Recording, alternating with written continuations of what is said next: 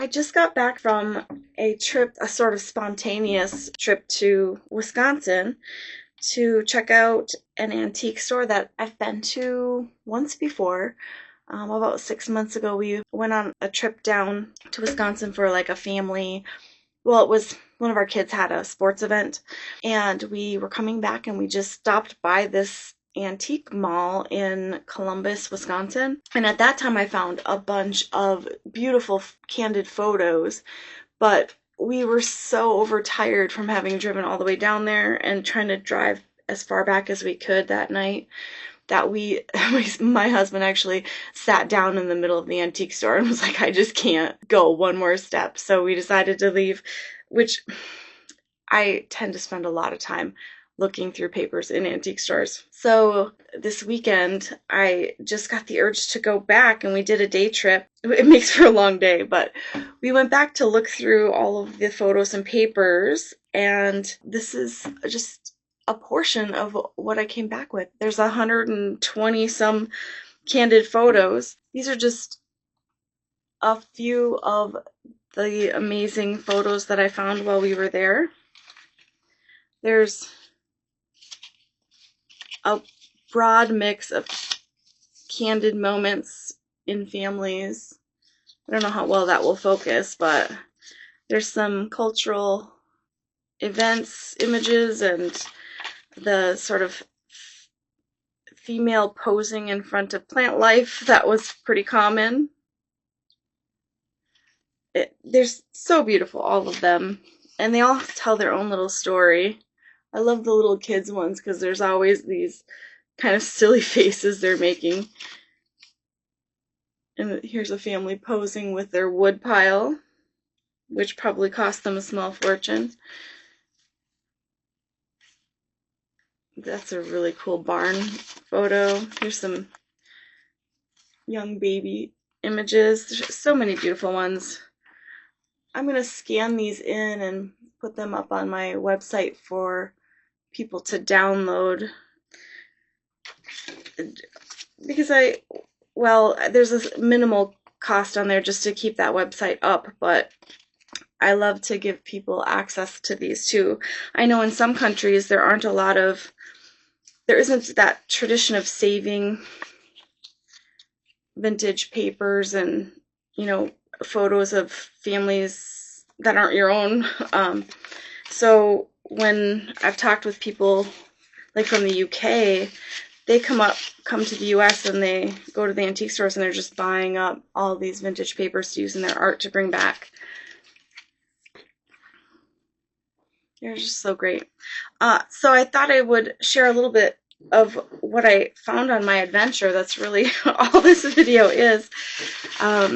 And if you decide you want to check this place out and you live close enough, it's a shop in Columbus, Wisconsin, not Columbus, Ohio. It's just a little town. There's some great restaurants in the area. They're all just kind of small town places, and it's a lot of fun to be in the town. And when we were there, the last time we went, it was really slow. There were only a few people, but this past time, it was just swarming with people.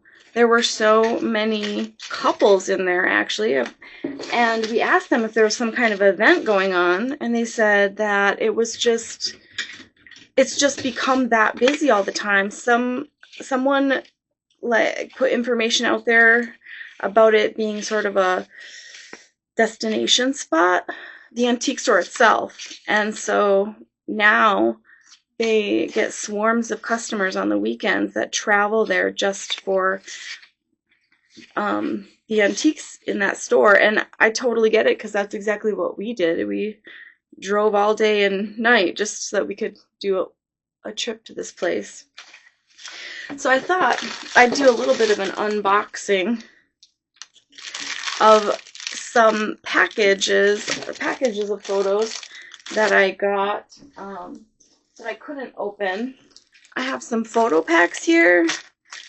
These are coasters, And then I also found some decks of cards, so I thought they'd be fun to open up and kind of share with you. We'll see what kind of treasures we can find in these. So these were, well, not really more expensive, but they're kind of a bit of a gamble because you don't know what you're going to get. And the best photos are always on the top, but I couldn't pass them up. I don't know if you can see that through there, but this is the Great Fisherman photo. He's got a pipe in his mouth and he's carrying or holding the fish that he caught. I just love it. So I couldn't turn it down. There's also a vintage car in the back one. But you know, the ones in the middle could be anything. We don't know what the quality is. I might have to cut this open because it's... What in the world? There we go. Hard to find where the flap is. There we go. This is our first package of surprises. Now this one I knew about. He's so cool. Oh, there's more of... Oh, that's so great. Wow. I love it. The park bench. Now this... Oh, I gotta get it the right way. It's sort of a cityscape. I don't know that I'll use that one. It's kind of... I don't know if you can even see it in there, but there's not really much in the image. Oh, look at that, a great puppy image. And he's got a cigar in his mouth. I love the animal images because it was so hard for them to get photos like that without the dog getting all blurry. They would always move. Again, this one, I don't know if I would use this. Maybe it's a little clearer. You can kind of see the buildings in that one. Oh, look at that baby image. It's so clear. A lot of times you can't see their faces because they're moving so much. And she's got the wrap in her hair. I love it. I really wasn't expecting the ones in the middle to be so amazing. This one has some, someone must have gotten tape on her face, so I don't know if I would use that one. It just depends on what I'm doing with it, I guess, but I can't believe there's this many of these fish photos. This was an amazing find.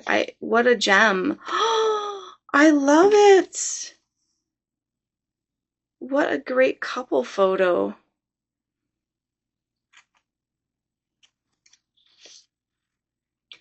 And another, like a boating one. This was a great little set. Look at that. I don't find a lot of candid guy photos. Oh my goodness. That's beautiful.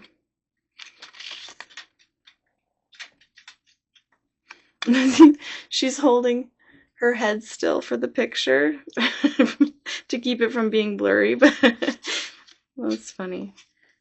Here's another landscape. They tend to say Bill Stock and somebody on a fishing trip, so this must be where they were fishing. Oh, that's interesting. And then a vehicle. I knew that one was in there. That was the back. So there's one. Now I have high hopes after opening that last one. I knew it was a gamble.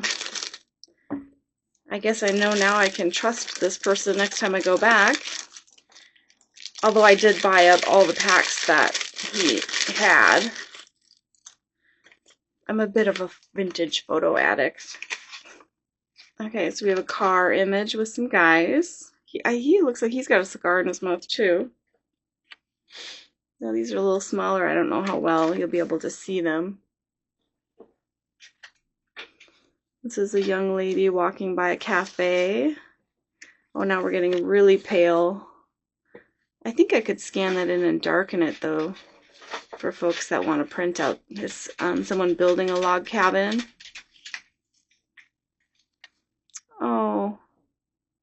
and coming out of a beauty salon. This one's a bit blurry. I can't tell what he's doing in that, but he's got a little cowboy hat on.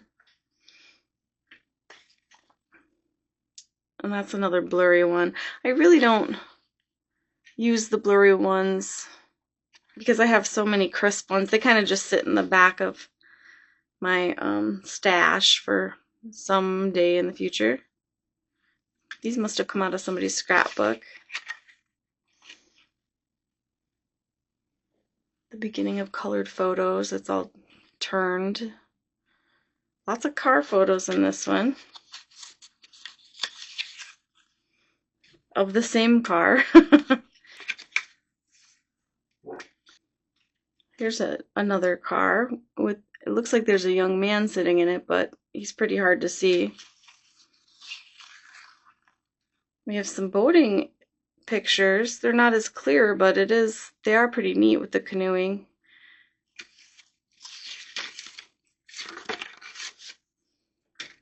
Wow. I don't know if you can see that, but it's a bunch of, looks like farm hands on horses.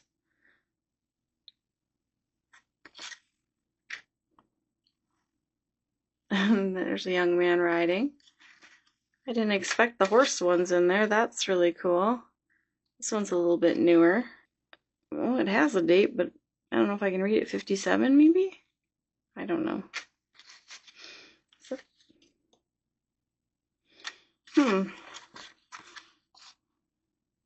a little image of a horse. So this is kind of like a collection from that family. It looks like, oh my gosh, look at this. Oh, am I getting out of screen here? A young man with his horse. So they combined some horse images and some car photos. A lot of them are blurry though, so I'll kind of sift through that, but this one is amazing. And then these ones are kind of stuck together. I love that one too. Very cool. I don't think I'll be able to unstick those. But when I scan them in, I can separate them out. Oops. Okay, our last pack of photos. I was actually enticed by this image. A guy just kind of sticking his head between the ladies. It just cracked me up.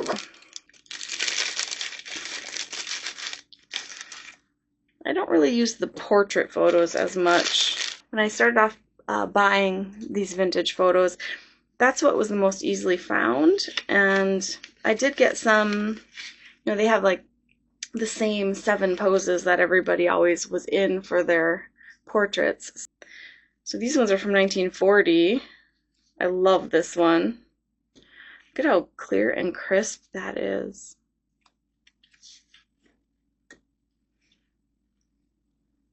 There's a man standing there. It's kind of small, on the highway en route to Pittsburgh.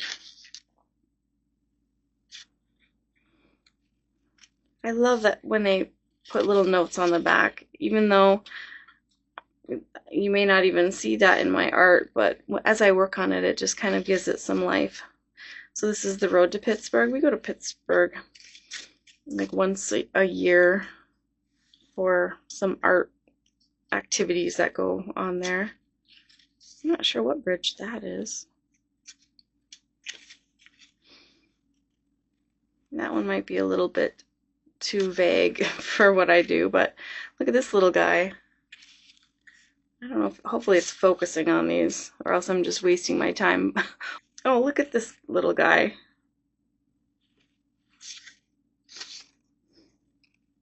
What a sweetie. I imagine it's part of the same family. Yeah, Eddie Swanson. His name's Eddie. Oh. Here we have some more of the same horseback group as the image that was in the other pack, so that's kind of nice if I put them together in a book.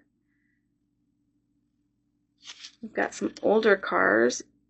Oh wow, what a cool picture. I love it when the images are of them in real life and not like posed and wearing clothes they didn't normally wear. Oh, an old seesaw.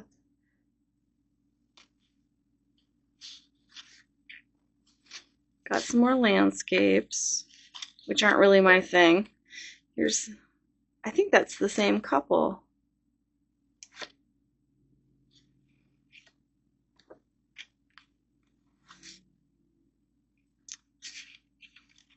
No name, but you can see. I like the landscapes when there's a person in it, even if you can't see the person really well. It just adds a little bit of life to it. Here's Eddie and Sammy. So same boy, Eddie. Oh. So they must have went to the park and took a bunch of photos. This is so beautiful. Oh. Doesn't say who this is. And there's Eddie again. I love that I know his name now. Looks like a different kid in these pictures with the dark hair, but no name on those. That one's a lost image. Oh, sort of photo fail in the boat. That's great. House pictures. Oh, these are so cool.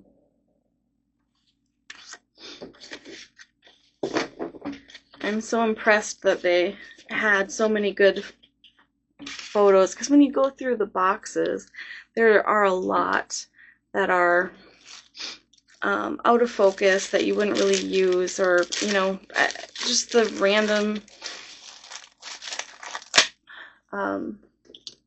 mix of photos that we used to get when we didn't have digital, and we would take 17 snapshots of the same moment, and you'd have maybe one or two ones that were in focus. I've started picking up these coasters because they're a fairly cheap way to make a tuck that has a lot of life to it.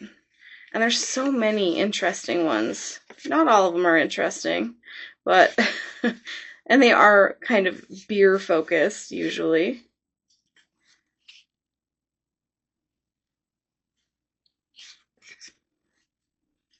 Triumphator. Oh, that one's funny.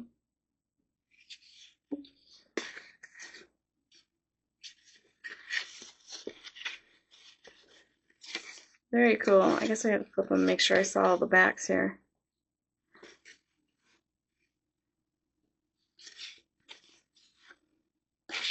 Those are pretty cute. I don't know if I'll use this one, but you never know, so it's good to have them.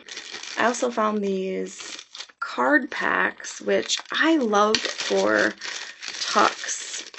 You can just use them for the decoration, or you can put writing pieces on like papers on the back. I thought these were fun because they have the trivia. Oh, this isn't what I thought they were. I thought they would have images. They're just trivia questions. I don't know if I'll use those or not. Not quite what I was hoping for.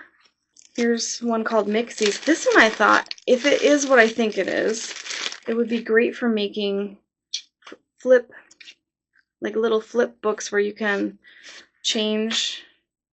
Yeah, it is exactly what I thought. So you could have a flip book where you could change out the head, or put new legs. Oh my gosh, this is so fun. Now this one, it just says Charlie Chaplin Educational Card Game, so I don't know if it actually has images on it. It might not after looking at the trivia.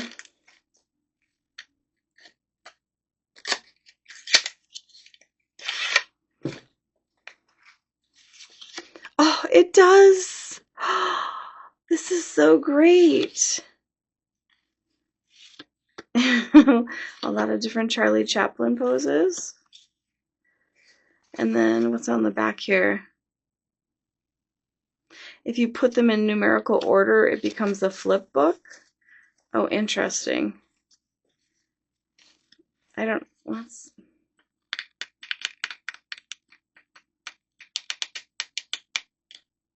I don't know if you can see that. They're not in numerical order right now, but how fun. Oh!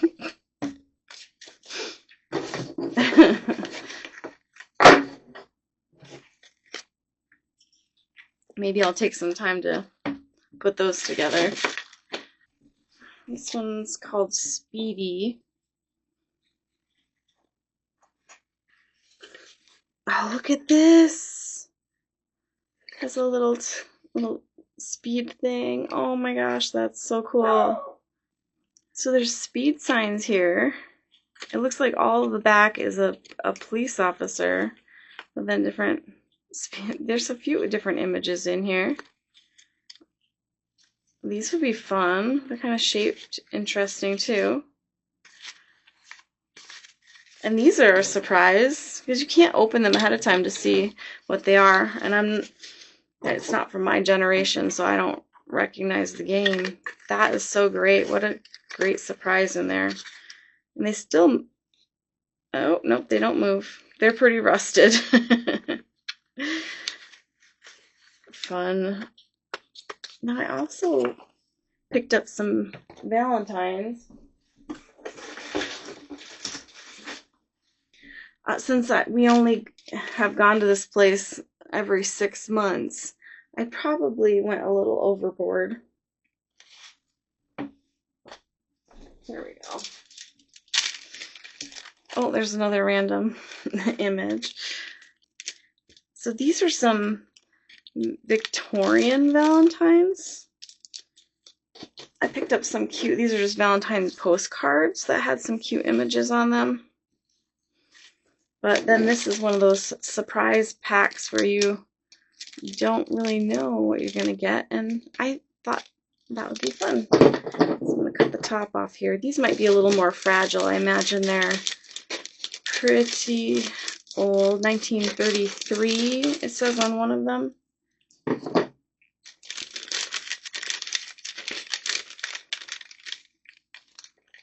Alright, wow. Okay, so, oh, it opens the door. To Esther from Leroy. Oh, the window opens too. How fun.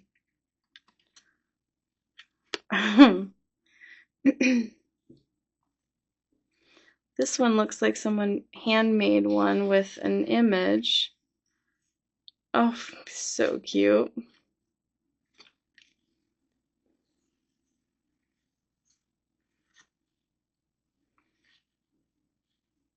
I wonder if they had to pop them out themselves. Because they have kind of an interesting outside, or they glued it together maybe? Maybe there was a kit or something.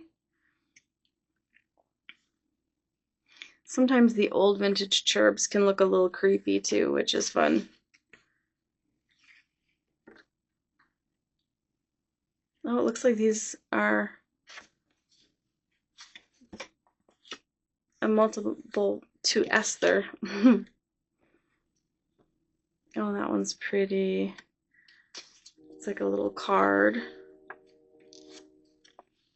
I don't know if you can see that image, but it's a windy day. Oh, this is cute. I saw this a lot on the old Victorian cards where, you know, it has to be popped down manually, like when they got their whatever Valentine card kit they bought.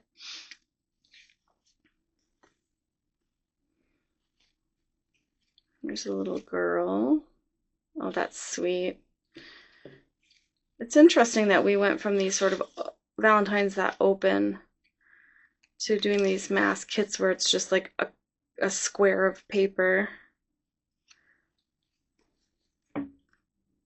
Oh.